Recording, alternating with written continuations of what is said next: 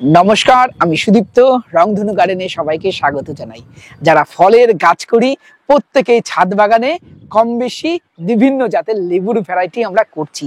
কিছু কমলার ভ্যারাইটি করছি, কিছু মাল্টার ভ্যারাইটি করছি, কিছু মুসম্বির ভ্যারাইটি করছি। সবারই এখন মাথায় একটাই প্রশ্ন, এই সময় দাঁড়িয়ে গরম অলরেডি পড়তে শুরু হয়ে গেছে। এখন আমরা লেবু গাছে কি পরিচর্যা করব, কি পরিচর্যা করলে আমাদের গাছগুলো ভালো থাকবে এবং গাছে যে ফলগুলো সেট হচ্ছে সেটা বড় হবে, সেটা ঝরবে না। চলুন আজকের প্রতিবেদনে আমরা এই সময় দাঁড়িয়ে লেবু গাছে কি কি পরিচর্যা করব সেই বিষয়গুলো নিয়ে একটু কথা বলি। আপনারা ছাদ বাগানে যখন গাছ করবেন তখন একটু ভ্যারাইটি গুলো ভালোভাবে চুজ করবেন। যে ভ্যারাইটি গুলো আমাদের এখানে ভালো রেজাল্ট দিচ্ছে চেষ্টা করবেন সেই সমস্ত ভ্যারাইটি গুলোই লাগানোর। নতুন বাগানীদের বলবো প্রথমেই বেশি রেয়ার ভ্যারাইটির দিকে যাবেন না। কিছু কিছু কমলার মধ্যে যেমন ডেইজিটা আপনারা করতে পারেন, এটা খুব ভালো আমাদের এখানে রেজাল্ট দিচ্ছে, এটা অবশ্যই করুন। এর সাথে কিন্নুর ভ্যারাইটি করুন, কিন্নুতেও অল্প দিনে আপনাদের ফল দেবে এবং প্রচুর পরিমাণে ধরে।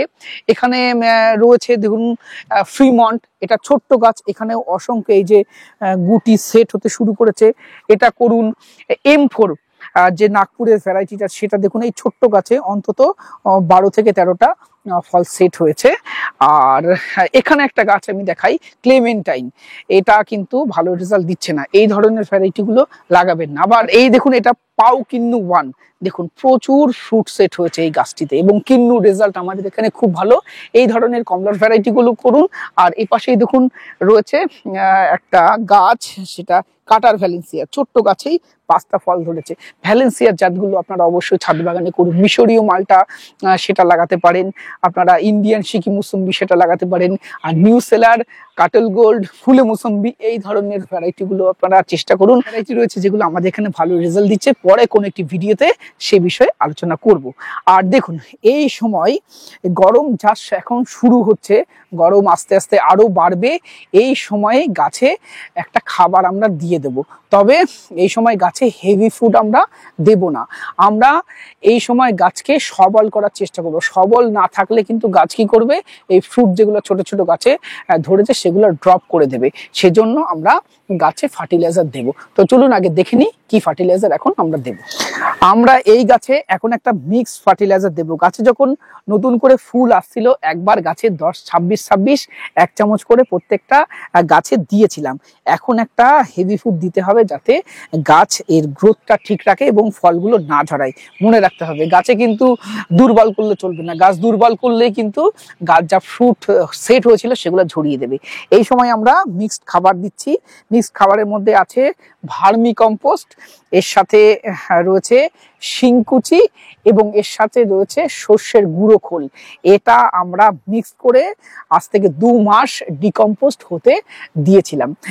তাহলে এর মধ্যে দিয়েছি ভার্মি কম্পোস্ট, সর্ষের গুঁড়ো খোল এবং হাড়ের গুঁড়ো, এই 3টে জিনিস এই মিক্স খাবারের মধ্যে আমরা দিয়েছিলাম। এই মিক্স খাবারটা প্রত্যেকটা গাছে আমরা এখন প্রয়োগ করব এবং এর সাথে আমরা 2টো রাসায়নিক সার দেব।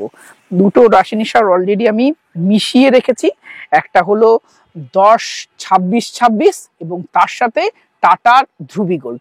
এটা এই 1 চামচ করে প্রত্যেকটা গাছে আমরা প্রয়োগ করব। তাহলে আমরা রাসায়নিক সার দিচ্ছি 10-26-26 এবং তার সাথে টাটার ধ্রুবী গোল্ড। অনেকে আমাকে জিজ্ঞাসা করে টাটার ধ্রুবী গোল্ডটা কোথায় এই থেকে কিনেছেন। সত্যি এই সারটা সব জায়গায় পাওয়া যায় না। আপনারা যারা অনন্য নার্সারির কাছাকাছি থাকেন বা অনন্য নার্সারিতে আসেন, এই অনন্য নার্সারিতে এই টাটা ধ্রুবী গোল্ড সারটা পাওয়া যায়। আপনারা চাইলে এই নার্সারি থেকে সংগ্রহ করতে পারেন, আমিও এখান থেকেই সংগ্রহ করেছিলাম। ছাদে লেবু গাছ বা ফল গাছ করার ক্ষেত্রে আপনাদেরকে বলবো সবসময় গাছকে বড় পাত্রে দিতে হবে। এটা একটা কাটল গোল্ড মুসম্বি। এই কাটল গোল্ডটা এই গাছে প্রচুর ফল হয়েছিল, ছোট ছোট ফল হয়েছিল, কিন্তু দেখুন গাছটা একটা ছোট গ্রো ব্যাগে রয়েছে। আমার উচিত ছিল নভেম্বরের দিকে গাছটা রিপোর্ট করে দেওয়া, করা হয়নি সময়ের অভাবে। অনেক ফ্রুট সেট হলেও অনেক ঝরে গেছে, মাত্র 2টো ফল এই গাছে রয়েছে। এটা ফুলে মুসম্বি, এটার ক্ষেত্রেও সেম, অনেক ফ্রুট সেট এসেছিল কিন্তু দাঁড়িয়েছে মাত্র 2-3টে। আর এখানে এই গাছটা দেখুন, এটা হয়তো আমি ছাদ থেকে আস্তে আস্তে সরিয়ে দেবো। এটা খাসি ম্যান্ডারিন, যতটুকু খবর আছে আমার কাছে বিভিন্ন বন্ধুরা করেছে খাসি ম্যান্ডারিন রেজাল্ট আমাদের এখানে ভালো আসছে না। এখানে কিছু ভ্যালেন্সিয়ার কয়েকটা গাছ আছে, এখানে একটা কমলা দেখাবো অ্যাফোরান ম্যান্ডারিন, পাতা দেখে বুঝতে পারছেন ফল একটা দুটো সেট হয়েছে, এটা অবশ্যই করুন, ছাদ বাগানে খুব ভালো জাত।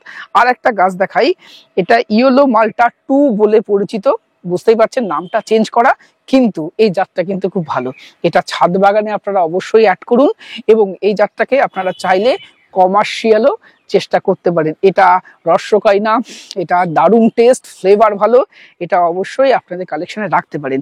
এবার আসি এই সময় যে কাজগুলো আমাদের করতে হবে, আমাদেরকে এই সময় কিন্তু ফাঙ্গিসাইড অবশ্যই প্রয়োগ করতে হবে। আমি যেমন আজ থেকে 10-15 দিন আগে এই গাছগুলিতে অ্যামিস্টার টপ ব্যবহার করেছিলাম। এর ফাঙ্গিসাইডটা সকালে ব্যবহার করতে হবে, রোদ ওঠার আগে আপনারা ব্যবহার করবেন। অ্যামিস্টার টপটা লিটারে 1 ml করে দিয়ে গাছে ভালোভাবে স্প্রে করবেন। এই সময় আপনারা একটু ভালো মানের ফাঙ্গিসাইড ব্যবহার করবেন, তাহলে দেখবেন গাছে ভালো কাজ করবে। অনেক সময় ফাঙ্গাস অ্যাটাকের ফলে ফ্রুট ড্রপ হয়ে যায়, এটা কিন্তু এই সময় ফাঙ্গিসাইড ইউজ করলে এই ফ্রুট ড্রপগুলো অনেকাংশে কমবে। অনেক সময় দেখা যায় বিভিন্ন পেস্ট অ্যাটাকের ফলেও ফল ড্রপ হতে শুরু করে, লাল মাকড়, সাদা মাছি, লেদা পোকা, এইগুলোর আক্রমণ অনেক দেখা যায়। সেই জন্য আমি গাছে সাইপারম্যাপটিন তার সাথে ফিপ্রোনিল এই কম্পোজিশনের পেস্টিসাইড আমি ব্যবহার করছি। যদি একসাথে আপনারা পান এই দুটো কম্পোজিশন খুব ভালো, তাহলে 1 থেকে 1.5 ml ব্যবহার করবেন লিটারে। আর যদি না পান তাহলে আলাদা আলাদাও এই কম্পোজিশন কিনতে পারেন, সাইপারম্যাপটিন 1 ml, ফিপ্রোনিল 1 ml দিয়ে গাছে স্প্রে করবেন। এবং এই পেস্টিসাইড স্প্রেটা অবশ্যই ফাঙ্গিসাইডের সাথে করবেন না, পেস্টিসাইডটা গাছে স্প্রে করবেন বিকেলের দিকে, রোদ যখন থাকবে না, এই মোটামুটি 4:30-5টার পরে আপনারা এই পেস্টিসাইডটা ব্যবহার করবেন। আর এই সময় গাছে আর একটা জিনিস অবশ্যই স্প্রে করতে হবে, যেটা এখনো পর্যন্ত আমার করা হয়নি।